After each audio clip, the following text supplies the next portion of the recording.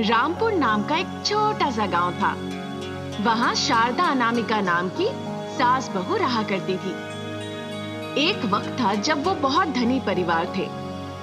जब दोनों के पति की मृत्यु हो गई, तब उनके परिवार में गरीबी आ गई। अपना परिवार चलाने के लिए सासू माँ और अनामिका शहर की बड़ी बड़ी फैक्ट्रियों में काम करने लगी। परिश्रम ज्यादा और तनख्वाह कम। उस सामान्य वेतन से परिवार चलाना बहुत कठिन हो गया था। फिर अनामिका के 2 बच्चे भी थे, जिनकी पढ़ाई लिखाई में बहुत पैसे खर्च होते थे। एक दिन अनामिका अपनी सासू माँ से कहती है, सासू माँ, आज हम जाके अपने मालिक से वेतन बढ़ाने के लिए कहेंगे। इतने सालों से हम काम कर रहे हैं, पर वो हमारी वेतन बढ़ाते ही नहीं। एक बार जाके पूछेंगे, अगर वो हमारी बात नहीं माने तो हम कहीं और जाके काम करेंगे सासू माँ। ठीक है बेटा, हम जरूर पूछेंगे और फिर देखेंगे वो क्या कहता है। अनामिका ने भी हाँ कह दिया। फिर थोड़ी देर के बाद वो दोनों बच्चों को स्कूल भेज देते हैं और अपने काम के लिए वो दोनों निकल पड़ते हैं। वहां पहुंचने के बाद मालिक उनसे कहने लगते हैं, क्या बात है, आजकल आलसी हो गए हो, समय पर भी नहीं आ रहे हो। ठीक से काम नहीं करना है क्या? अगर नहीं करना है तो बता दो, लेकिन हमें परेशान मत करो, समझे? अगर आप पैसे नहीं बढ़ाएंगे तो हम भी छोड़ने का ही सोच रहे हैं।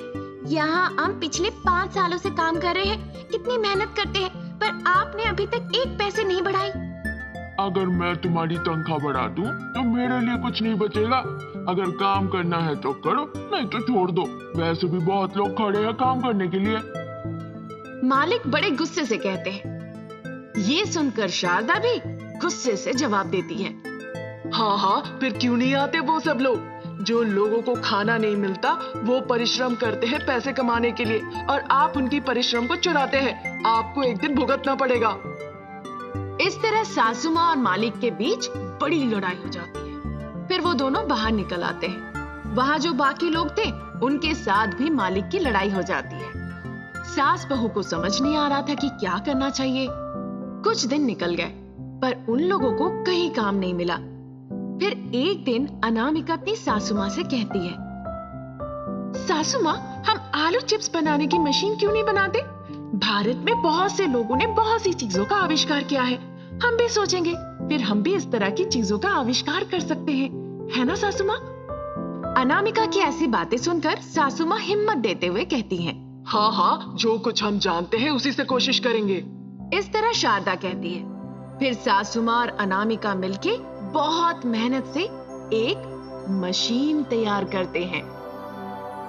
उस मशीन में आलू डालने से ही आलू चिप्स निकलने लगे। ये देखकर सासू माँ अनामिका खुशी से झूम उठे। कर ली सासू माँ, हमने हासिल कर ली। ईश्वर हमारे साथ है, तभी हमने ऐसा कर पाया। कई बेरोजगारों को हम रोजगार दे सकते हैं। ईश्वर ने ही सब कुछ करवाया है। इस तरह सास बहू बहुत खुश हुए। फिर दोनों बहुत परिश्रम करके, बहुत पैसे खर्च करके एक फैक्ट्री शुरू करते हैं। फिर वो मशीन में आलू डालने लगे और उसमें से सुनहरे चिप्स निकलने लगे। उनमें से कुछ लोग थे जो मशीन की देखभाल करते थे, कुछ लोग आलू की खेती करते थे, और भी कई लोगों को उन्होंने काम पे रखा। दिन बीतते गए, उनका धंधा बहुत अच्छा चलने लगा। सास बहू ने इस तरह कई लोगों को जीने का हौसला दिया। जो लोग पहले मालिक के यहाँ काम किया करते थे, उन सभी ने वहाँ काम छोड़ के यहाँ आके काम करने लगे। वहाँ पे सभी लोग बड़े खुशी खुशी काम करते थे और वेतन भी समय पे लेते थे। माँ अनामिका और शारदा, ना जाने किस समय तुम दोनों ने मालिक से झगड़ के बाहर आ गए, तब जाके ये सब कुछ अच्छा हुआ। कितने सालों तक हमने कड़ी मेहनत की और फिर भी पैसों के लिए तरसते रहे। बीमार होने पे भी अस्पताल के लिए पैसे नहीं होते थे, जिस वजह से मेरे बच्चे की जान चली गई। इस तरह सभी ने एक एक करके अपनी दुख भरी कहानी सुनाई। उनकी कहानी सुनकर अनामिका कहती है, आप सभी डरे नहीं, भगवान ने हमें मौका दिया है। हम सब कड़ी मेहनत करेंगे और जिएंगे। यहाँ आपको तनख्वाह के साथ साथ 3 बार भोजन भी मिलता है।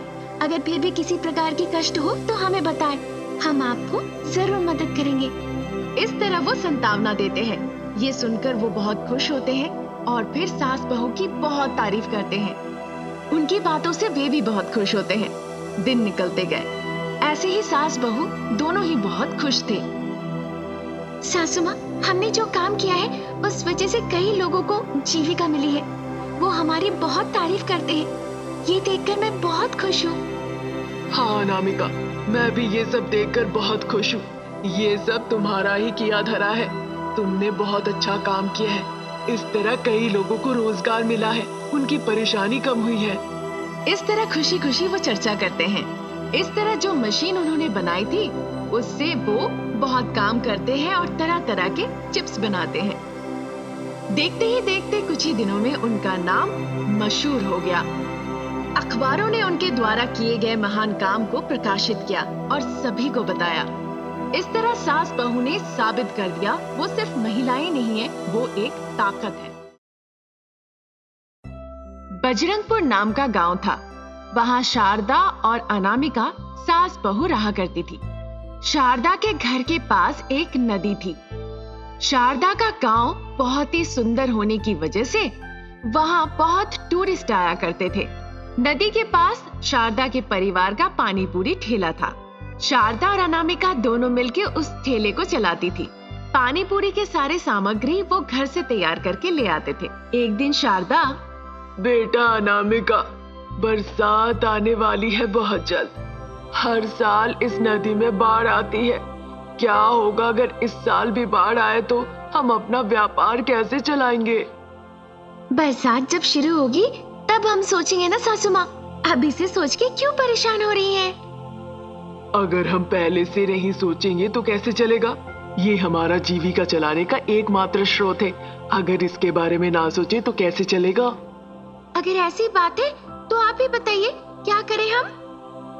जब भी नदी में बाढ़ आती है, लोग सुरक्षित स्थानों पर चले जाते हैं और फिर भूख से तड़पते हैं। हर बार यही हो रहा है। कम से कम इस बार लोगों को भोजन के लिए कष्ट नहीं उठाना पड़े। हमें कुछ ऐसा सोचना चाहिए। इससे हमारा धंधा भी चलेगा और लोगों की भूख भी मिट पाएगी। आपने जो कहा वो तो सही है, पर बाढ़ में पानी पूरी ठेला कैसे लगाए? उसके लिए मेरे पास एक अच्छा विचार है। वैसे भी हम इस नदी में लोगों के लिए नाव की बंदोबस्त करेंगे ही। तब हम एक नाव किराए पे ले लेंगे और उसमें पानी पूरी रख के बेचेंगे। अरे सासू माँ, नाव खरीदना इतना आसान नहीं। उसके लिए बहुत पैसे लगेंगे। फिर हम क्या करें बहू रानी, तुम ही बताओ। हमारे बगीचे में बहुत लकड़ियाँ पड़ी हुई है। हम उन लकड़ियों से एक नाव बनाएंगे।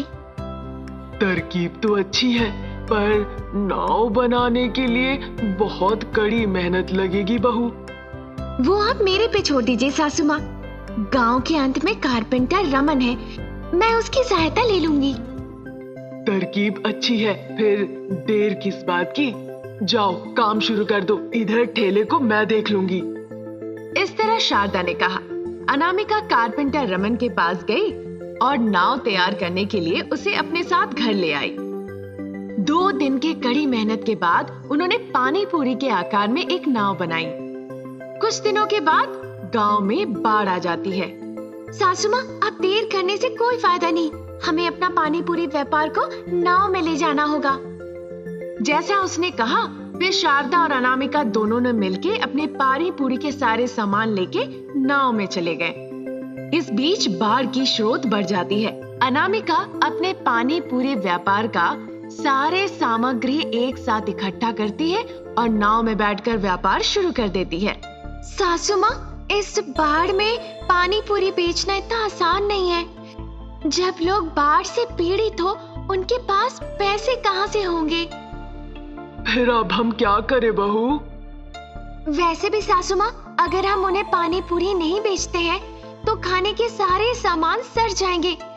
इसीलिए हम बिना पैसों के ही उन्हें खिलाएंगे और मदद करेंगे। वैसे जो आप कह रही हैं बहुत ही अच्छी बात है, पर हमारे पास खाने के लिए खुद कुछ नहीं है। उन्हें दे देंगे तो हम कैसे जिएंगे? सबसे पहले हमें इस बाढ़ से निकलना होगा। बाद में हम कुछ भी सोच सकते हैं। अभी हमें गरीबों की सहायता करनी चाहिए। इससे अच्छा और क्या हो सकता है? ठीक है बहू रानी, आपकी इच्छा। मैं तुम्हारे जैसे महान नहीं हूँ। जो तुम्हें ठीक लगे वही करो। मेरी प्यारी सासू माँ, मैं जो कहती हूँ आप कभी ना नहीं कहती। इस तरह अनामिका ने सासू माँ की तारीफ की। फिर वो जाकर जो पानी पूरी उनके पास थे लोगों को खिला देते हैं।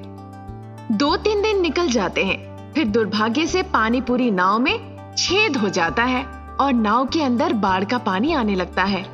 हे भगवान, बाढ़ से बचने के लिए हमने ये नाव बनाई। अगर ये नाव डूब जाए तो कैसे जिएंगे? हम अपनी जान कैसे बचाएंगे? हे ईश्वर, आप हमारी रक्षा करें ईश्वर। आप चिंता मत कीजिए सासू माँ, मैं हूँ ना, सोचने दीजिए क्या कर सकते हैं। इस तरह वो सोचने लगती है। तब तक जो लोग तैर रहे थे उसने अनामिका के बोट को देखा और फिर उस बोट के पास आकर वो अनामिका के बोट को खींचते हुए नदी किनारे तक ले गए। तुम सब ईश्वर बन के हमारे सहायता के लिए आए।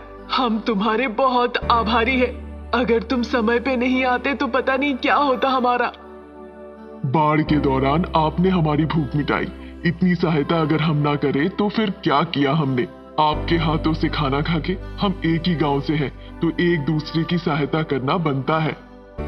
देखा सासू माँ, पैसों के बारे में सोच के अगर हम उनकी मदद ना किए होते तो आज हम जिंदा ना होते। इसी वजह से हमें लोगों की मदद करनी चाहिए। वो किसी न किसी तरह से हमें वापस मिल ही जाता है। तुमने बिल्कुल सही कहा बहू। सच में हमारे पास जो कुछ भी है हमें उससे लोगों की मदद करनी चाहिए। ये एक अच्छा विचार है। अगर हर कोई अपने पास जो कुछ भी है उससे दूसरों की मदद करे तो गरीबी ही नहीं रहेगी। तुम्हारी जैसी बहू पाके मैं बहुत भाग्यवान हूँ। हम जिस वातावरण में पैदा होते हैं और पलते बढ़ते हैं वही तय करता है कि हम किस तरह का बर्ताव करते हैं। इसीलिए माता पिता को अपने बच्चों को दूसरे की मदद करने की आदत डालनी चाहिए, तभी तो अच्छी आदत बनेगी। ऐसे बड़े दिल वाले सास और बहू की वजह से आज हम इस परिस्थिति से बाहर निकल पाए हैं। आप दोनों का बहुत बहुत धन्यवाद। ऐसी बातें सुनकर उन्हें बहुत खुशी मिलती है।